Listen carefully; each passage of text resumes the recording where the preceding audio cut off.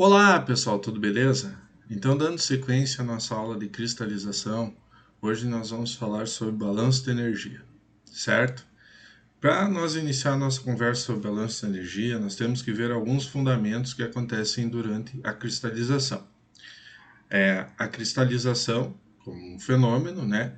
Ela acontece da passagem da substância de um estado solúvel, né? Ou seja, essas moléculas estão dispersas em um líquido, né, para um estado sólido organizado. Dessa forma, quando a cristalização acontece, né, nós temos mudança de estado da matéria e essas mudanças de estado da matéria implicam em calores, né, de transformação da matéria. Né? Então, quando a matéria passa do estado líquido para o estado vapor, nós temos calor de vaporização e nesse caso nós temos o calor de cristalização.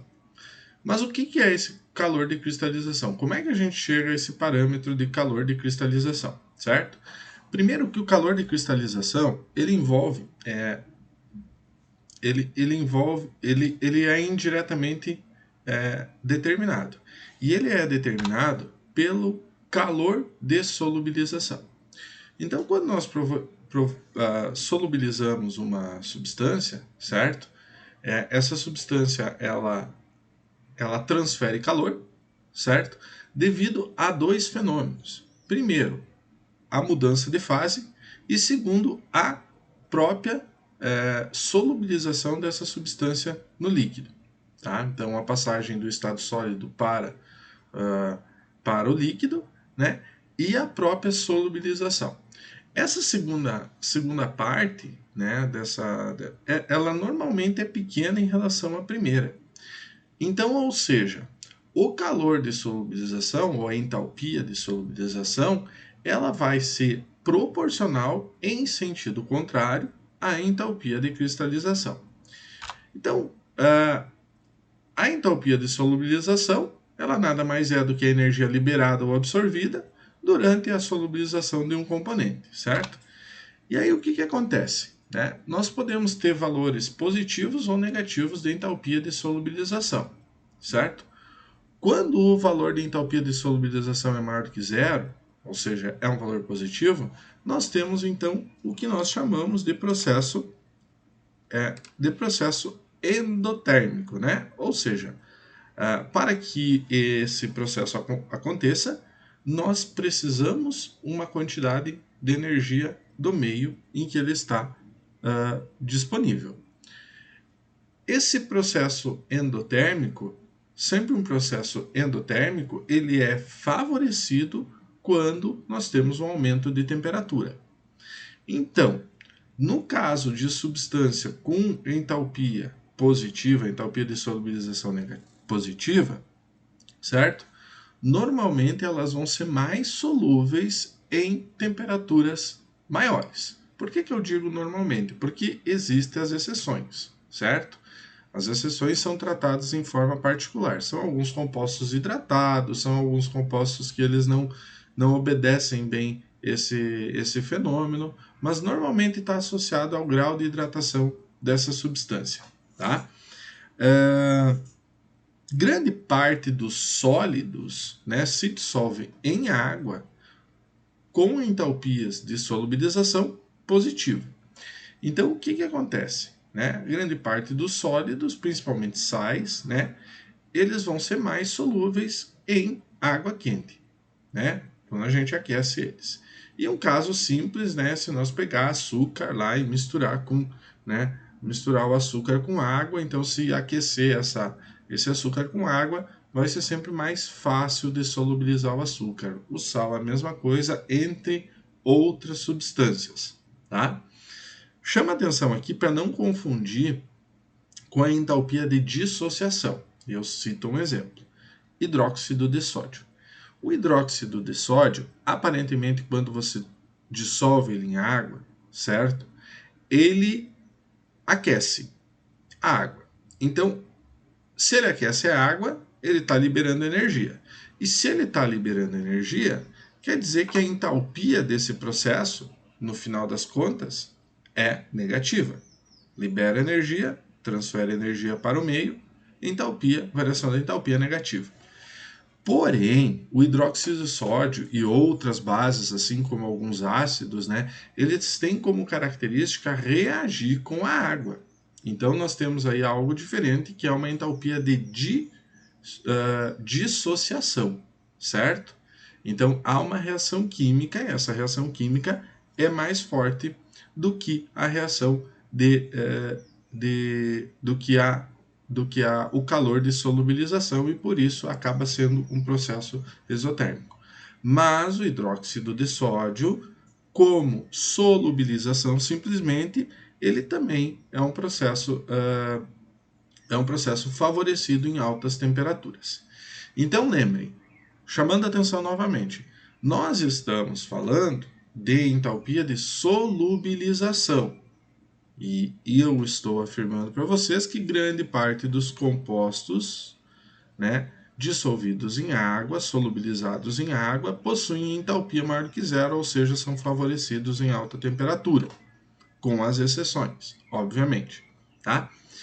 O que acontece então na cristalização? Como a cristalização é um fenômeno inverso, né, essa energia necessária para o processo de cristalização, ela vai ser proporcional e inverso o valor. Então, se eu tenho lá um composto, por exemplo, que tem 10 kJ por mol de entalpia de solubilização, o valor da entalpia de cristalização vai ser menos 10 kJ por mol.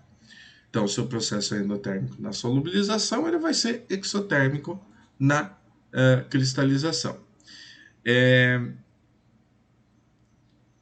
Outros compostos, então, têm comportamento ao contrário desse que nós estamos falando, a entalpia de solubilização é negativa, ou seja, nós temos aí um processo termodinâmico exotérmico, e nesses casos, na maioria desses casos, né, nós temos uma diminuição da solubilidade com aumento de temperatura. Tá? Então, o que eu digo para vocês? Né? Como esses parâmetros, né, eles são parâmetros tabelados na forma de calor de solubilização. E lá no PR, no livro do PR, né, nós temos uma tabela dos calores de solubilização que está disponível para vocês no ambiente de apoio, né? Está disponível para vocês clicando aqui no ambiente de apoio, no ambiente virtual de aprendizado também vai estar disponível para vocês, tá? Então aqui está a tabela do PR, tá? Então aqui você tem a substância, a diluição, tá? Então aqui em que diluição foi feito esse experimento, tá? Deixa eu dar um zoom aqui, tá? A fórmula química do composto, obviamente, tá? E o calor de solubilização em água. Esses dados são todos a 18 graus Celsius, né? É uma limitação, porém, né, são valores que eles variam muito pouco em relação à temperatura, tá? Muito bem. Existe outra forma? Existem. Né? Existem figuras como essa é uma figura que está lá no McCabe, né, no livro do McCabe de 1993, e também nos outros livros dele, tá? Acredito que sim. Então, são esses diagramas. Tá? Então, por exemplo, aqui nós temos o diagrama para o sulfato de magnésio. O que esse diagrama correlaciona? Tá? Concentração mássica do composto, tá? Temperaturas desse composto e estado de hidratação que a gente viu lá quando falou no balanço de massa, tá? Então, nos estados de hidratação, tá? Então, por aqui eu consigo ter a entalpia,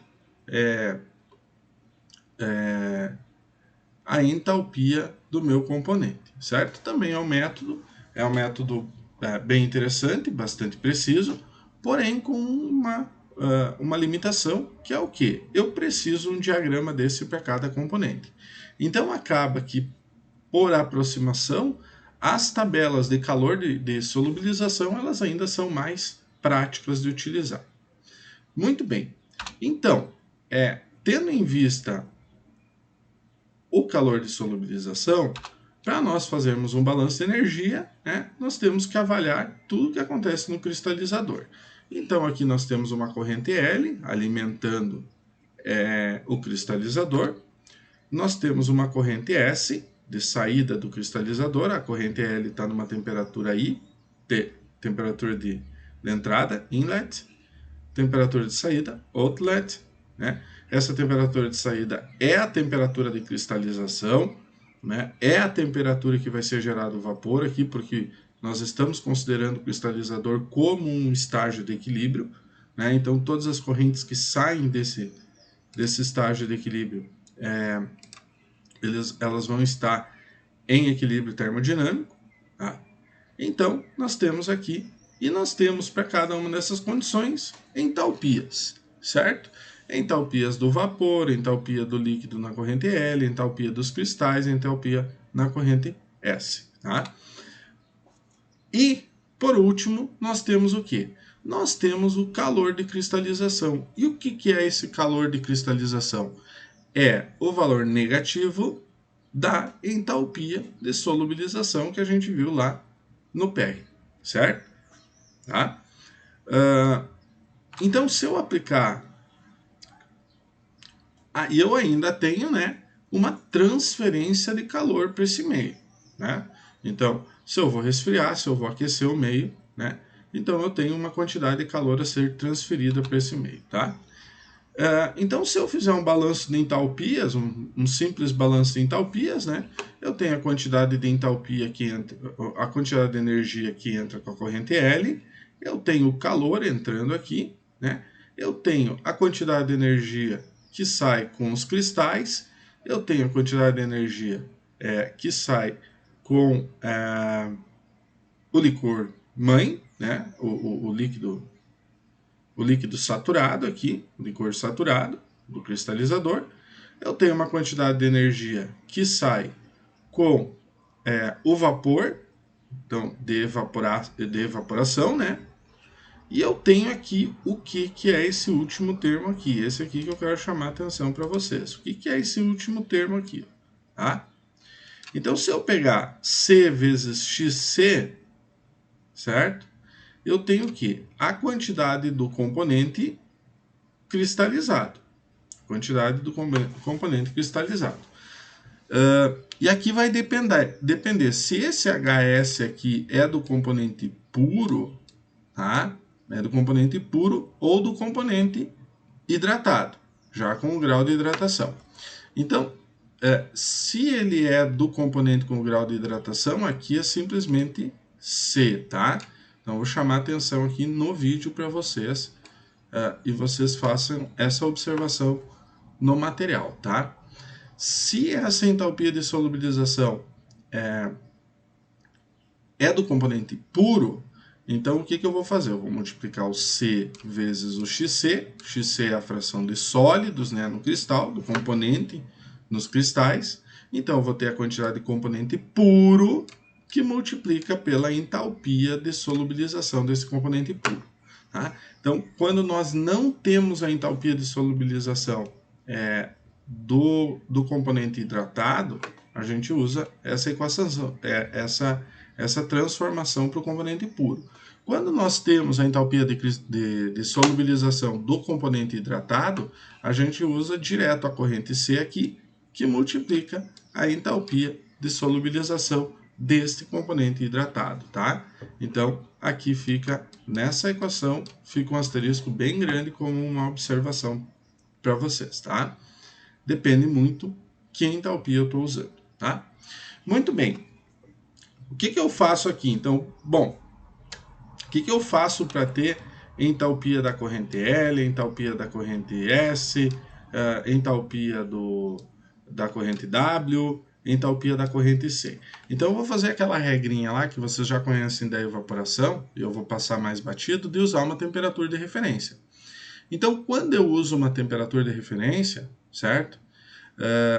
Que pode ser a própria temperatura de saída aqui do meu sistema, tá? Então, A entalpia vai ser Cp vezes a temperatura da corrente menos a temperatura de referência, tá? Então, o que acontece quando eu faço isso aqui? Tá? Quando eu faço esse jogo de caminho hipotético de uma condição termodinâmica. Essa entalpia está numa temperatura igual à temperatura de referência. É a própria temperatura de referência, certo? Então, todos esses termos aqui acabam sendo, esses dois termos acabam se anulando. E esse termo aqui fica apenas o quê? Né? Fica apenas o quê? Vou fazer um gráfico aqui para a gente relembrar, tá? Então, vejam, toda a temperatura da corrente S, ou a temperatura da corrente L quando ela entrou em equilíbrio, ela está numa condição termodinâmica de líquido saturado, porque é um estágio de equilíbrio. Ah, e aqui eu tenho, então, a entalpia da corrente S, que é zero, porque eu usei ela como uma temperatura de referência. Tá? Então, o que fica para esse termo aqui? Tá? Esse termo fica apenas a quantidade de energia para passar o vapor do estado líquido para o estado gasoso, certo? Para evaporar o líquido, evaporar essa quantidade. Então, esse termo aqui é o calor latente de vaporização. E aí a gente pode reescrever essa equação. Então, vamos dar uma olhadinha como é que a gente reescreve essa equação num formato até mais simples de ver, no meu ponto de vista. Tá? Então, aqui o que a gente tem nesse primeiro termo? Tá? O calor necessário para pegar essa corrente L, que está numa temperatura TI, e levar ela até uma temperatura T0. TO, desculpa. Tá? The outlet. Tá? Então, a energia necessária para isso. Tá? E aqui faltou um C, tá, gente? Vou fazer essa correção aqui, tá? Por favor, corrijam aí no material de vocês, tá? Aqui nós temos CP. CP da corrente L, T0 menos a temperatura da entrada. Então, isso é a energia necessária quando essa corrente L cai aqui dentro do cristalizador, porque ele está em equilíbrio termodinâmico. Então, ela vai resfriar, certo? Ou aquecer, desculpa. É que a lógica é que um cristalizador resfrie, tá? Então, a gente sempre já parte pela lógica, tá? O que é esse termo aqui? Tá? A energia que fugiu, né, necessária aqui, que fugiu com a corrente de vapor. Então, evaporou tanto, né, eu tive determinada quantidade de energia ali nesse sistema. Tá? E aqui, de novo, né, boto um asterisco aqui nessa equação 4, que esse parâmetro aqui vai depender que entalpia eu tenho. Se é da substância pura, eu uso isso. Se é do composto com 1 grau de hidratação, eu uso direto o C aqui, tá? Então, o que é esse termo? Joguei esse cara aqui para frente, né? Então, é a energia, né, de cristalização. Tá? Então, eu fiquei com todos os termos necessários. Beleza? E é essa equação aqui que nós vamos usar para realizar o balanço de energia. Tá? Para finalizar, então, eu vou pegar lá o exemplo do Jean Coples, o exemplo 12.11.2, tá? Que trata do balanço de energia em uma cristalização.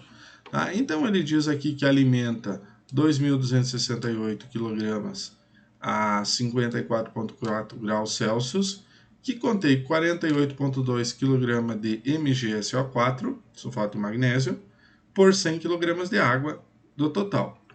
Essa substância se esfria até 20 graus Celsius, né, onde ocorre a cristalização na forma de MgSO4 heptahidratado. Tá? Então, aqui nós temos 1 grau de hidratação. A solubilidade, a solubilidade é 35,5, porém lembrando que, né, nós podemos pegar estes valores diretamente da tabela de solubilidade, tá? Aqui nós temos a tabela de solubilidade, vamos procurar o MgSO4. Vamos procurar aqui o MgSO4. Tá aqui, ele é heptaidratado, tá? Não tem o valor a 20 graus Celsius, tá? Ó, 20 graus Celsius é essa coluna aqui. Não tem o valor a 20 graus Celsius, mas ele tem o valor a 10. Desculpa, Mg, não Mn. Então, aqui o MgSO4, tá?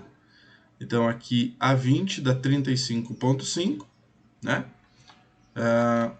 E o Jean Coples diz que é 35,5 kg por 100 kg de água, tá? Então, está batendo perfeitamente ali o valor da solubilidade do MgSO4, tá? Ele também nos dá o valor da capacidade calorífica, tá? Então, a capacidade calorífica 2,93 kJ por quilograma Kelvin. Professor, não tem a capacidade calorífica.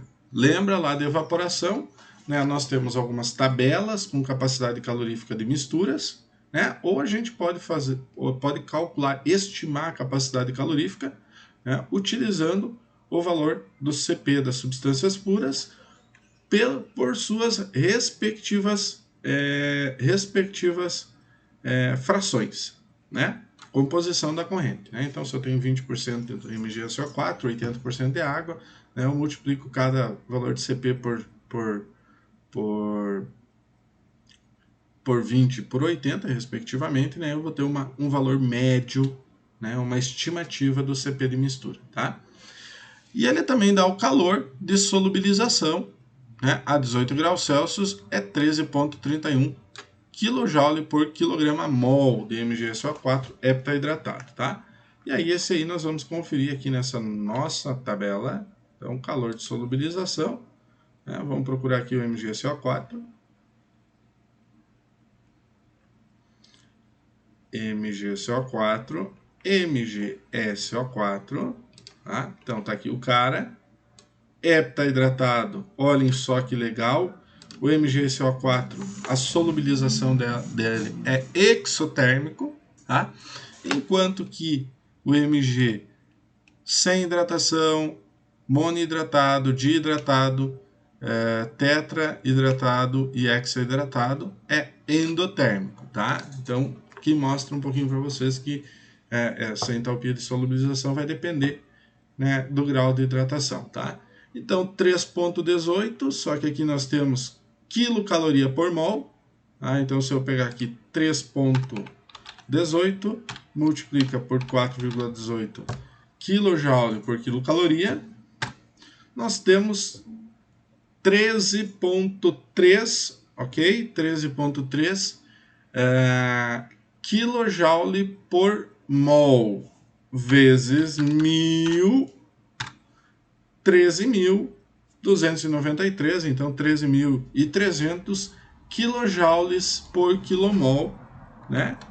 Que bate aqui exatamente com, muito próximo aqui, fica aqui nessa casa aqui, o erro dado, né, em relação a 18, enfim, a tabela que o PR colocou e o valor que o Jean Coples utiliza no cálculo, tá? Então tá aqui o calor de solubilização que a gente tirou lá na tabela, tá? E ele pede então para calcular o rendimento, né, aspectos relativos ao balanço de massa e o calor total absorvido por meio de um balanço de energia, né, supondo que não se evapora a água, tá? Então, se não evapora a água, esse termo é zero, tá? E olhem só, nesse caso aqui desse problema, nós vamos usar C vezes delta HS direto. Por quê? Porque os cristais são heptaidratados, correto? Né? E a entalpia que eu estou calculando aqui, que eu usei lá da tabela, também é uma entalpia com um certo grau de hidratação. Ok? tá? Então, primeiro ele faz o balanço de massa, eu não vou retornar nesse problema, não vamos resolver manualmente, só vou mostrando aqui para vocês. Então, primeiro ele vai fazer um balanço de massa, né? Simples, utilizando lá as equações 1 e 2 que eu dei para vocês na aula anterior, né? E ele vai chegar lá que eu tenho, né, 616,9 kg de MgSO4 heptahidratado numa alimentação inicial de 2.268 kg com 48,2 kg por 100 gramas de água, tá? Cuidem aqui, ó, é 48,2 kg por 100 kg de água. Então, o X aqui, tá? O X vai ser 48,2, a fração aqui na alimentação, dividido por 100 de água, mais 48,2, tá? Então, já vimos esse caso lá no balanço de massa, só para vocês tomarem um pouquinho de cuidado nessa questão de fração mássica e razão mássica, tá? Esse termo aqui, 48,2 por um outro valor do componente B, se chama razão mássica, tá? Fica a dica aí para vocês darem uma olhadinha, tá? Então, e aí ele vem para a primeira parte do balanço, certo? Então, ele divide essa equação aqui que nós chegamos, tá? Ele divide essa equação em duas partes. Ele primeiro vai resolver esta parte aqui, tá? Essa parte aqui, e depois esta parte aqui, tá? Então, eu vou resolver na calculadora. Paralelo, vamos mostrando ali o que ele está dizendo, tá? Então, olhem só, que legal, tá? Nós temos saindo de 54,4 indo para 20 graus Celsius, certo? E o CP disso é 2,93 kJ por quilograma Kelvin, tá? Então, se eu pego aqui, deixa eu pegar minha calculadora aqui, tá? Se eu pego aqui 2.268 quilograma por hora, quilograma por segundo, enfim, ele não dá o tempo aqui, ele só dá um valor, uma base total, né? Vezes 2,93, tá? Vezes, o que eu vou fazer? 20 menos 54,4, tá? Então, nós temos aqui, né, um valor de 228.558 kJ, tá? Quilojoules, tá? Vamos ver se bate aqui. 2.200 e... Vamos ver aqui se bateu. 228.600 bateu o valor, tá? Então, quilojoules só. Foi o que ele fez aqui, tá? Então, essa aqui é a quantidade de energia necessária para resfriar a solução de 54,4 para 20 graus Celsius. Só que olhem que legal nesse caso, tá? Já chama atenção. Esse caso específico, a solubilização do MgSO4 heptahidratado, ela é exotérmica. Quer dizer que o quê? Que a cristalização, ela vai ser o quê? Endotérmica. Ou seja, ela vai requerer energia. E aí eu chamo atenção para um errinho que tem lá no Jancopolis. Tem um problema muito similar no McCabe e eu conferi isso aí, ele tem um errinho nessa edição, tá? Então, olhem só. Se o calor de dissolução é menos 13,3 vezes 10 na 3 kJ por quilomol, e aí eu divido isso aqui pela massa molecular do MgSO4 heptahidratado. Vamos conferir essa massa molecular. Deixa eu pegar aqui. Massa molecular MgSO4 heptahidratado. Ali o cara, tá? Então, ele sem hidratação é 120, tá? Então, sem hidratação ele é 120, mais 7 vezes 18, que é a massa molecular da água. Então, cada molécula de MgSO4 heptahidratado vai ter 246, alguma coisinha. Tá aqui, ó, 246,49, tá? Então, aqui eu tenho kJ por quilomol, dividido por quilograma por quilomol, a unidade disso aqui, né? Quilograma por quilomol. Eu tenho aqui 54 kJ por quilograma de cristal. Esse é o calor de solubilização, ok? O de cristalização vai ser menos 54, desculpa, menos 54. Por quê? Porque ele é inverso, tá? Então, eu tenho aqui que o processo de cristalização de MgSO4 heptahidratado, ele vai ser o quê? Endotérmico. Se ele vai ser endotérmico, ele vai retirar a energia do sistema. Então, prestem atenção. Probleminha que tem ali no Jankovic, tá? Quanto que ele vai retirar? 54 kJ por quilograma vezes 616,9. A quantidade de cristais que eu vou estar formando lá no meu sistema, tá? Que dá 33.312 kJ. Então, olhem só. Vejam bem aqui. Nesse caso aqui, é uma quantidade de energia que sai do sistema, porque ele tem que resfriar, tá? Só que parte dessa energia, como o processo é endotérmico, né? Como o processo de cristalização é endotérmico, parte dessa energia vai ser usada para quê? Para promover a cristalização, certo? Então, essa quantidade aqui é positiva, tá?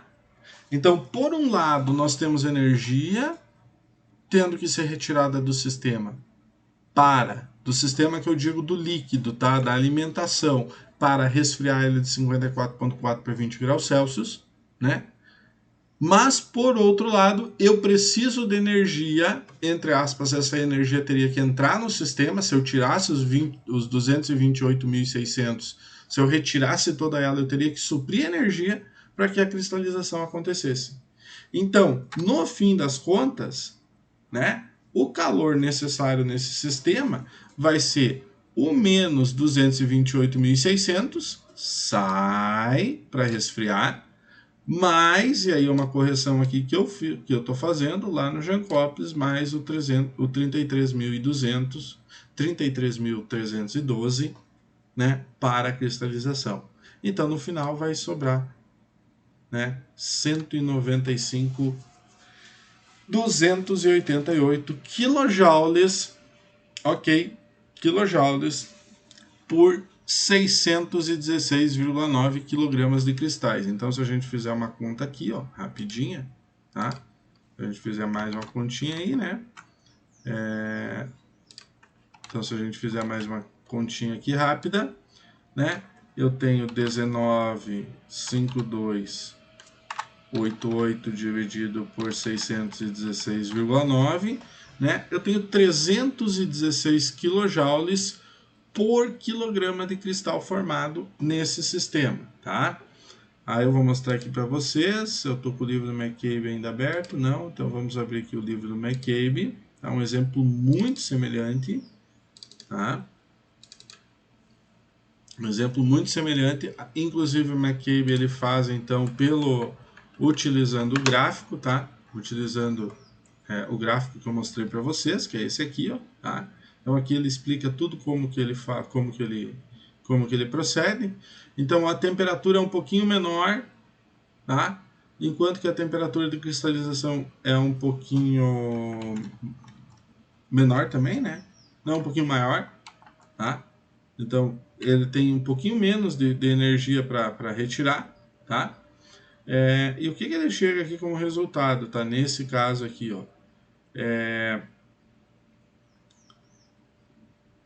366 kJ por quilograma, né? Nós chegamos a 316 kJ por quilograma. Então os valores estão bastante semelhantes. Claro que ele usou um outro método, até um método mais preciso, tendo em vista que ele tem o gráfico do MgSO4. Tá?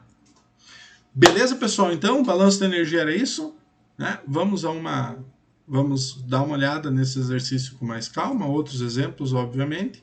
Né? E na semana que vem a gente faz mais, na aula presencial, a gente faz mais algumas atividades em relação a esse problema.